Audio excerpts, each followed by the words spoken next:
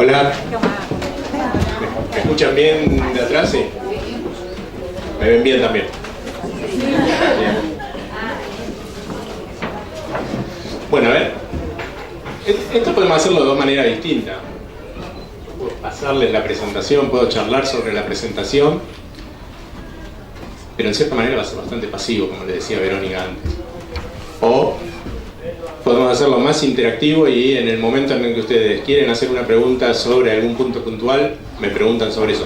Pero solamente por una cuestión de organización y por respeto de tiempo y demás, les pido que la pregunta esté dirigida a lo que estamos hablando en ese momento de la presentación, ¿sí? Después, cuando termina la jornada, no hay problema de charlar lo que quieran, ningún problema. Pero en el momento de la presentación, que la pregunta esté dirigida a esa, ¿sí? Si no, les voy a contestar amablemente que lo charlamos después. A ver, creo que esto lo saben mejor que yo. Es claro que cuando uno de este lado se encuentra con un paciente con una leucoencefalopatía o con una leucodistrofia, y del otro lado, cuando ustedes tienen un familiar afectado con una leucodistrofia, el proceso diagnóstico, el dar la respuesta a esa pregunta que está siempre presente desde la primera consulta, que es ¿por qué? ¿Por qué pasa esto? ¿Sí? Es complejo. Es complejo y no es único. No hay un solo camino que podamos seguir, ¿sí? Y cuando no hay un solo camino que podamos seguir, no significa que uno sea más correcto que otro, sino que depende en cada caso qué es lo que podemos hacer en ese momento, ¿sí? Entonces se abren interrogantes necesariamente.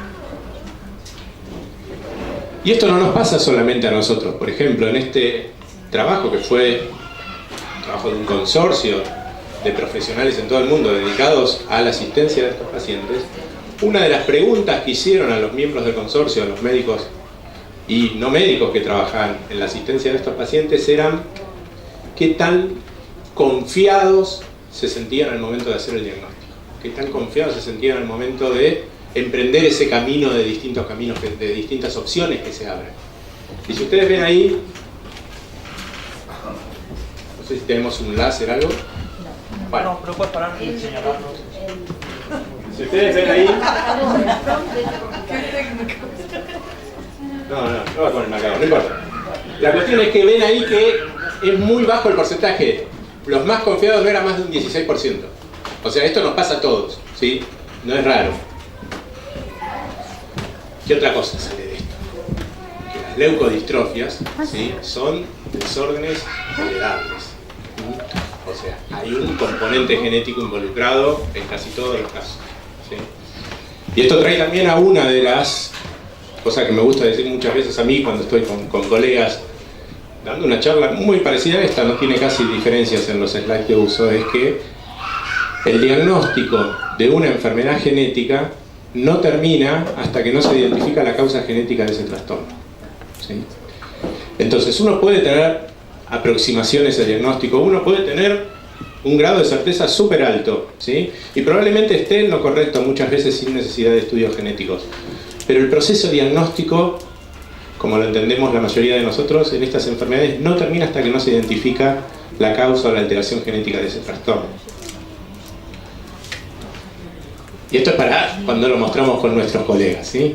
Cuando lo mostramos con nuestros colegas es que ante esa incertidumbre que generan esos caminos que se abren, lo que hay que hacer es frenar y tratar de ser más amable que Dr. House, pero usar el cerebro, digamos. O sea, tratar de hacer una aproximación lógica, racional, a cuál va a ser el mejor camino que vamos a elegir en el proceso diagnóstico de ese paciente. Y entonces lo primero que hacemos es separar las cosas. Si estamos con pacientes pediátricos, va a ser un camino, va a ser unas causas en las que vamos a pensar más frecuentemente, y si estamos con pacientes adultos van a ser otras. Entonces lo primero que hacemos es hacer una buena historia clínica de ese paciente, ver cómo fue el curso de la enfermedad, ver qué síntomas fueron apareciendo, hacer un examen neurológico de ese paciente, ver qué cosas encontramos, hacer estudios complementarios, hacer neuroimágenes, ¿sí?, y tomar algunos puntos que nos pueden orientar hacia alguna posibilidad más frecuente o más probable en función de tal signo clínico que presente el paciente o tal hallazgo que presente el paciente en un estudio complementario. pero nunca es 100%, sino que son orientaciones, como para decir, bueno, el camino empiezo por este lado y si esto no funciona, voy a ir por el otro, pero son solo orientaciones para elegir qué camino seguir, ¿sí? Pero lo más importante es la imagen, ¿sí? Lo que más nos permite dividir las aguas en esa elección de los caminos son los hallazgos en las imágenes. Y a mí me gusta utilizar esta recomendación en la que, por lo menos en chicos, son 5 puntos los que tomamos. Esos puntos son, primero, hacer una división en lo que nosotros decimos si los hallazgos de las imágenes nos orientan más hacia un trastorno hipomielinizante o hacia un trastorno dismielinizante o una leucodistrofia propiamente dicha, ¿sí? ¿Por qué? Porque es distinto el proceso, son distintos los mecanismos. Una cosa es no haber adquirido en el desarrollo de la mielina normal, las áreas de mielinización normales, ¿sí? Y otra es haberlo adquirido y luego perderlo, ¿sí? Ya el sentido común solamente nos indica que la presentación clínica probablemente sea muy distinta. El paciente que tiene una hipomielinización probablemente tiene una historia de síntomas progresivos casi desde los primeros momentos de su vida, desde los primeros meses o años, ¿sí? En cambio, el paciente que tiene una pérdida de la sustancia blanca por un proceso que se inició en algún momento, ¿sí?, puede tener un desarrollo que fue normal hasta un determinado momento de su vida y ahí empieza a perder, ¿sí? Entonces allá la orientación clínica más las imágenes nos permiten hacer esta división. Si estamos en hipomielizantes vamos a pensar en unos desórdenes que son los más frecuentes. Si estamos en una leucodistrofia vamos a pensar en otros que son más frecuentes. Entonces lo segundo que nos vamos a decir es si esas alteraciones en la sustancia blanca en la resonancia tienen alguna localización más preponderante, si son más frecuentes de observar en algún lóbulo en particular o si son más frecuentes en las regiones anteriores de nuestro cerebro o en las regiones posteriores.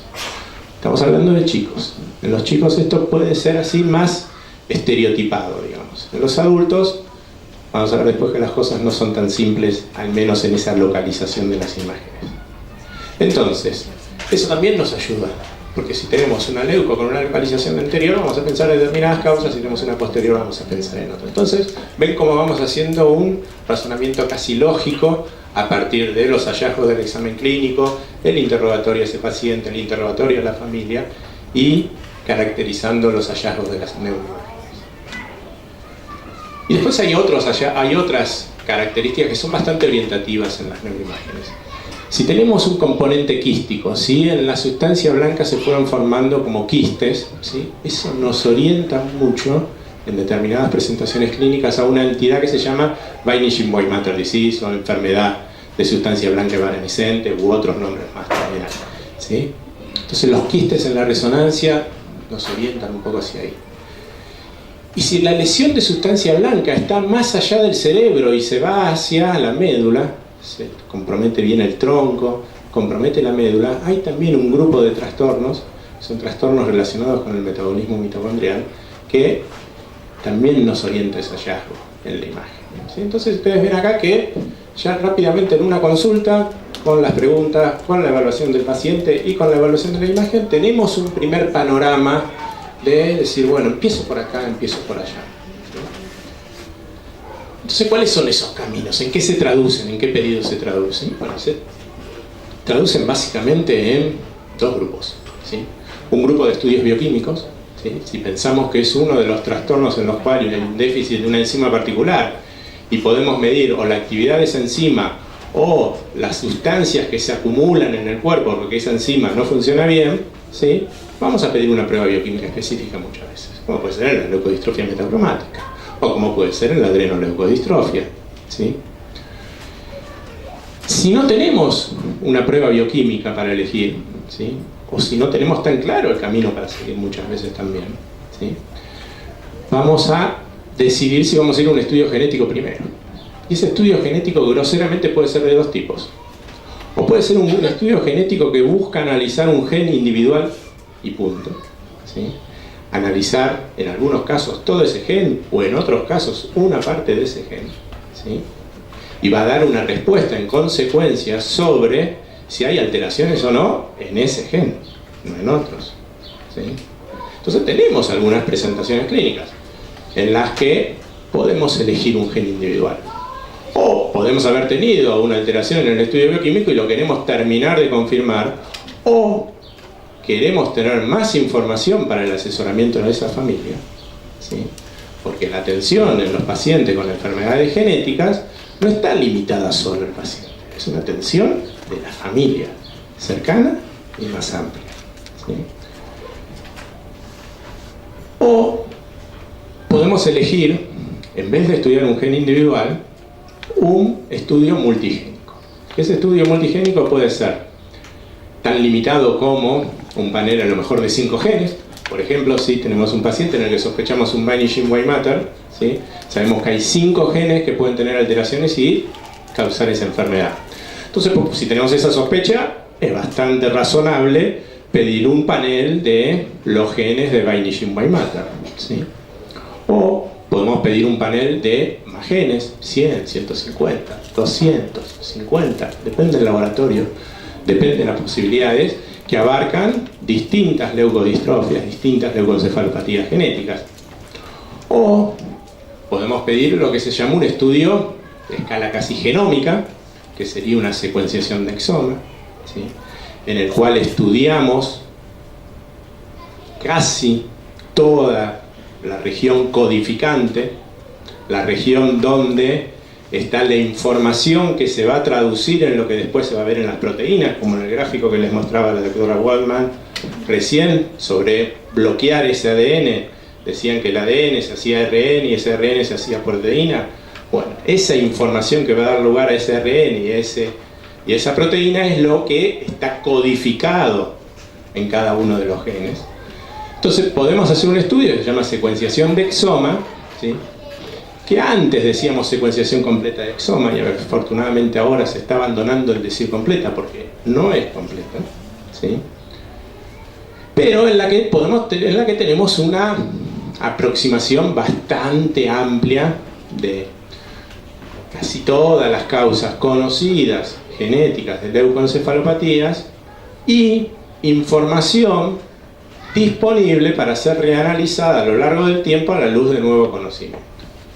O podemos hacer un estudio mucho más amplio todavía, que es una secuenciación de genoma, que tampoco es completo, pero estamos más cerca de tener representado todo el genoma, ¿sí? En el cual, además de la información codificante, tenemos lo que se llama información no codificante, que en algunos casos alteraciones ahí pueden causar enfermedad, ¿sí?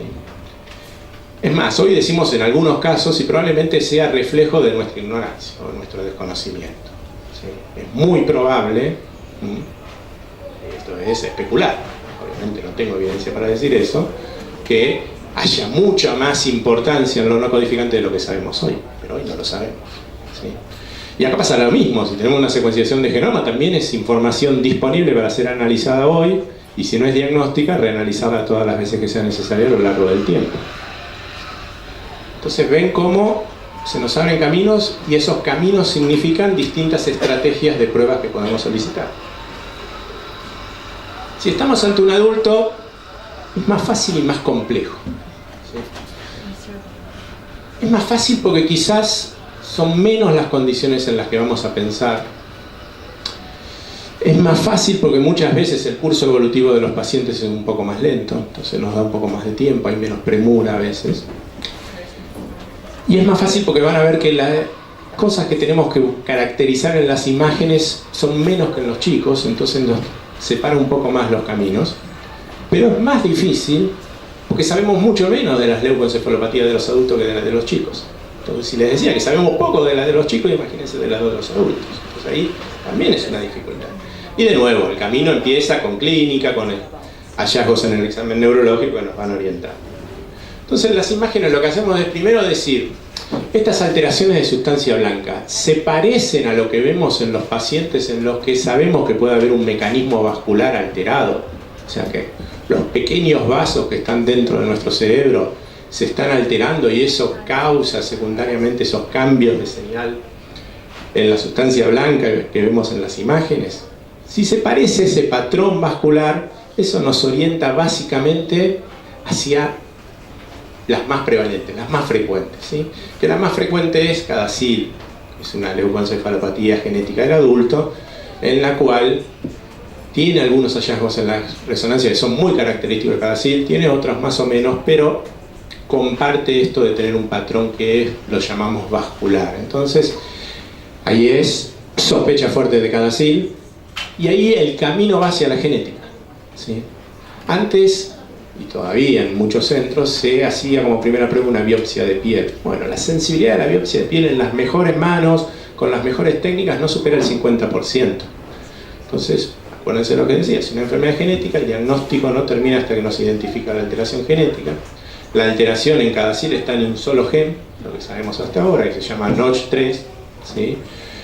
Y no tenemos datos totalmente ciertos en Argentina, pero si tomamos datos del mundo, sabemos que un 70% de los casos de CADASIL con alteraciones en Notch3, esas alteraciones están localizadas en una partecita del gen, yo diría en un 30% de la secuencia codificante de ese gen aproximadamente, y casi todos los casos tiene algún cambio particular, las variantes causantes de enfermedad, no vamos a entrar en los detalles ahora, pero sumando estas dos cosas, que no tenemos que estudiar todo el gen y que casi todas las variantes tienen determinada característica, nos guía muy directamente a pedir un estudio que se llama secuenciar esta región de Notch3 que se llaman exones hotspot, ¿sí? Y con eso tendríamos un 70% de chances, si el paciente tiene un CADASIL, de identificar la variante causal. Si no la encontramos ahí y seguimos pensando fuertemente en CADASIL, ¿sí?, tendríamos que secuenciar el gen entero.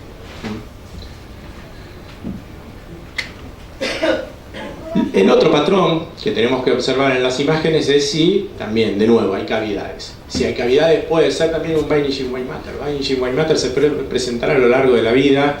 En pacientes adultos es muy frecuente confundirlo con otra enfermedad de sustancia blanca, como esclerosis múltiple, porque a veces tiene un curso con empeoramientos y mejorías, parecido a lo que le pasa a los pacientes con esclerosis múltiple, y como son lesiones en sustancia blanca, a veces se confunden esos diagnósticos. Y después tenemos el resto de las leucoencefalopatías, lo que yo llamo resto del mundo, en el cual entran en juego muchas de las causas de presentación pediátrica, en las cuales ese patrón que yo les decía, a veces más anterior o más posterior, ya no es tan respetado en los pacientes de presentación adulta. Esa presentación clínica de pérdida de algunas pautas no es tan respetado en la población adulta, y entran en juego, por ejemplo, síntomas psiquiátricos. Muchas de las leucodistrofias de presentación pediátrica en los adultos empiezan como síntomas psiquiátricos. Entonces no es descabellado, y pasado a todos, pacientes que han sido seguidos e incluso institucionalizados en instituciones psiquiátricas, que el diagnóstico era de una leucodistrofia y que no se había sospechado, no se le había pedido una neuroimagen, por ejemplo, ¿sí? Eso afortunadamente ya no está pasando tanto porque el conocimiento ya es mayor, ¿sí? Pero de estas hay una que yo creo que sigue estando subdiagnosticada, que es una que casi no tiene presentación pediátrica, es presentación desde los más jóvenes, están cerca de los 20, a lo largo de toda la vida, que es una que se llama, por leucoencefalopatía con cuerpos esferoides, que era el nombre que tenía por los hallazgos en la biopsia del cerebro. Antes el diagnóstico se hacía con una biopsia de cerebro de estos casos, y que luego se encontró que la alteración está en un gen que se llama CSFR1, ¿sí? Y que de nuevo es un gen en el que también tenemos una región hotspot donde están la mayor parte de las mutaciones conocidas, entonces también facilita el diagnóstico. Pero lo que no facilita el diagnóstico es que todavía hay muchos que no piensan en esto. O sea, todavía hay muchos colegas que tienen pacientes adultos con una leucoencefalopatía y no piensan que puede ser esta enfermedad, porque siguen teniendo el concepto de los libros cuando estudiábamos de que era extremadamente infrecuente y que el diagnóstico se hacía por biopsia, ¿sí? Entonces esto es responsabilidad nuestra de que se conozca más, porque no se diagnostica lo que no se piensa, no se piensa lo que no se sabe, como ha dicho Chamoles y muchos más. Y en una serie, por ejemplo, esta leucoencefalopatía era el 7% de las leucoencefalopatías en los adultos, o sea, casi el 10%, de cada 10 pacientes con una leuco adulto, uno era esta, ¿sí? Así que es conocido. Y acá vamos a la otra que está subdiagnosticada, que creo que la doctora Waldman va a coincidir conmigo, que es la presentación adulta de la enfermedad de Alexander. La presentación adulta de la enfermedad de Alexander es totalmente distinta a la presentación pediátrica. Es otra cosa, es lo que ella clasificaba como un tipo 1 y un tipo 2, el tipo 2 con síntomas vulvares. Bueno, es eso, ¿sí?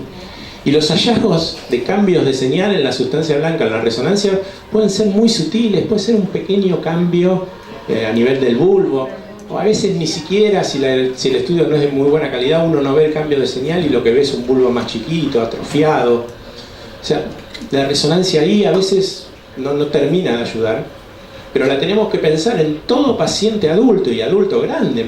Yo tengo una paciente diagnosticada hace unos meses que había empezado con sus síntomas a los 40 años. A los 40 años con una ataxia, ¿sí? Esa es la presentación más frecuente, ataxia, ¿sí? Más disautonomía, síntomas autonómicos. Entonces esta paciente, hay una cosa hay una enfermedad neurológica que se presenta con ataxia y síntomas de disautonómicos que se llama atrofia multisistémica. Entonces esto muchos, no sé si muchos, pero yo estoy seguro que hay pacientes con atrofia multisistémica, sobre todo los de una presentación más atípica, tanto en edad de inicio como en tiempo de evolución, que son Alexander del adulto no diagnosticados. Y Alexander, ¿sí? El diagnóstico es genético y de nuevo es solo un gen. Y es un gen relativamente chico. Entonces no es tan complicado hacerlo, o sea, secuenciar GFAP, ¿sí? Entonces ahí tenemos uno de los ejemplos en los que yo les decía que uno puede elegir estudiar un gen individual. Por ejemplo, si yo pienso en Alexander, voy a estudiar solo GFAP, ¿sí? Si no encuentro nada, bueno, ahí abriré mi cabeza a otros diagnósticos alternativos, ¿sí? Esto no vamos a entrar ahora en detalles. Y esto también me gusta mencionarlo, ¿sí? Los estudios multigénicos, ¿sí? Pueden parecer muy caros individualmente, ¿sí? Cada vez son menos, ¿sí? Pero si uno los piensa desde la perspectiva de la salud pública, son más económicos. Y eso está demostrado ya en muchos trabajos, ¿sí? En los cuales el costo diagnóstico de un paciente con una leucoencefalopatía, ¿sí? Se ve reducido si uno utiliza estudios genéticos multigénicos, genómicos, exomas, paneles multigénicos, ¿sí? En forma precoz. ¿Por qué? Porque evita la realización de otros muchos estudios que muchas veces se repiten en el tiempo, aún siendo negativos, más de una vez y que tienen un costo cada uno de ellos individual que se va sumando y sumando, más, ¿sí? El costo, con todo lo que eso conlleva, de demora en el diagnóstico, ¿sí? Ese tiempo tiene un costo, ¿sí? Tiene un costo para esa familia, tiene un costo para el paciente, tiene un costo para el sistema de salud. Y si en algunos casos tenemos alternativas terapéuticas que requieren de una ventana particular en la evolución de la enfermedad para poder indicarlas o para poder ensayarlas, ¿sí? Puede ser un costo de oportunidad perdida, ¿sí? Entonces, tenemos que seguir trabajando todos. Yo siempre cuando doy charlas de neurogenética en general y empiezo definiendo qué son las enfermedades neurogenéticas, digo que son aquellas que se encargan de las enfermedades poco frecuentes y que durante mucho tiempo estuvieron invisibilizadas, ¿sí? Y que uno de los motores para que dejen de estar invisibilizadas son los grupos de pacientes, las asociaciones de pacientes y demás, que son un motor constante, ¿sí? Y eso también tiene que estar en el proceso diagnóstico, ¿sí? Entonces ya hay un trabajo muy fuerte hecho en visibilizarlas. Ahora hay que seguir insistiendo para que las mejores alternativas en la asistencia de esos pacientes, que incluye el proceso diagnóstico, estén disponibles para todos.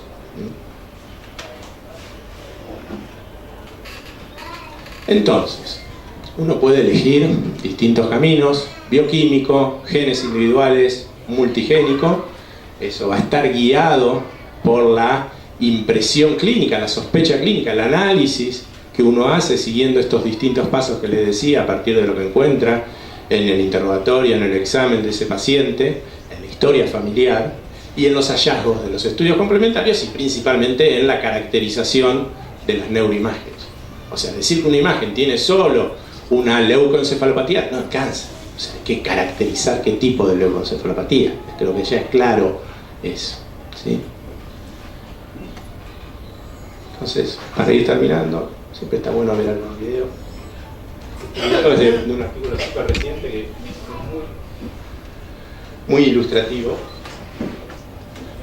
Entonces, cuando yo hablaba de genes individuales, muchas veces lo hacemos con una técnica que se llama secuenciación de Sanger, ¿sí? Y lo que hace es ir leyendo base por base, con mucha precisión, pero con baja sensibilidad de cobertura, digamos, cuando uno tiene que buscar otras cosas. Pero lo que cambió dramáticamente fue la disponibilidad de Next Generation Sequence, ¿sí? Que es la tecnología que hizo disponible poder hacer los estudios multigénicos. Y acá pueden ver la diferencia entre un panel, ¿sí? Vamos a ver acá.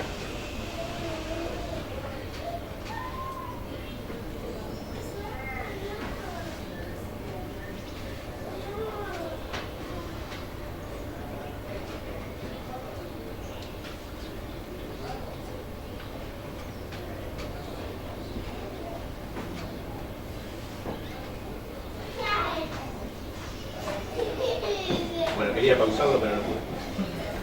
Ahora, cuando lleguemos de nuevo, lo que van a ver es la diferencia entre un panel multigénico, ¿sí? Y cuál es la diferencia entre esa región codificante, que son los exones, y la región no codificante, ¿sí? Ahora va a llegar eso.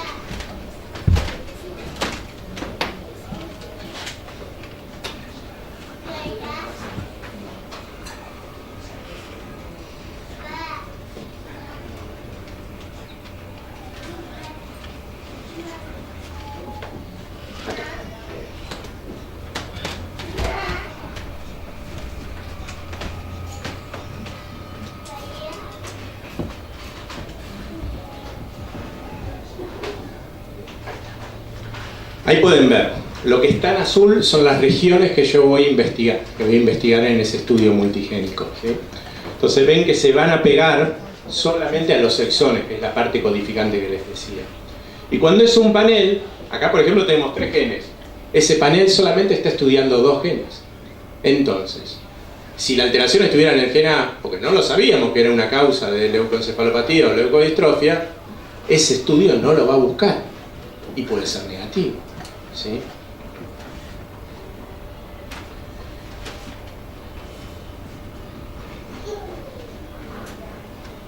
Si hago una secuenciación de exoma, estoy de nuevo con los exones, pero de todos los genes, ¿sí? Entonces estoy estudiando lo conocido y lo que no conozco todavía hoy, y me puede dar entonces información hacia adelante. Y si hago una secuenciación de genoma, vieron que representaba exones e intrones, o sea, codificante y no codificante. El punto es ese, esa es la diferencia, ¿sí? Ahora bien, yo podría mostrarles los resultados, ustedes los conocen tanto como yo, que son de estos años de trabajo en el Hospital Ramos Mejía, y todos los pacientes que afortunadamente pudieron ser diagnosticados, pero desafortunadamente hay un montón que no se pudo, ¿sí? Y el rédito diagnóstico que obtuvimos globalmente, ¿sí? Siguiendo esa aproximación que yo les estuve contando durante todos estos minutos de elegir si íbamos a ir a un gen individual o si íbamos a ir a un estudio multigénico, ¿sí? Fue de un 60%. Ese 60%, ¿sí? No es distinto a lo que nos decía la doctora Waldman, de un 50%. Aún haciendo todo, ¿sí? Y no hicimos todo. El rédito diagnóstico está ahí, está entre un 50 y un 60%, ¿sí? O sea, todavía hay mucho camino hacia adelante para aprender de estas enfermedades, ¿sí? Y para el día de mañana poder diagnosticar más, con estas tecnologías o con otras que van a venir. Así que puede ser muy desesperanzador para los que están en ese 40 o 50%, ¿sí? Pero lamentablemente no es distinto a otros lugares, y sí lo que es distinto es la realidad de este último tiempo, de estos últimos meses, en los que pasaron cosas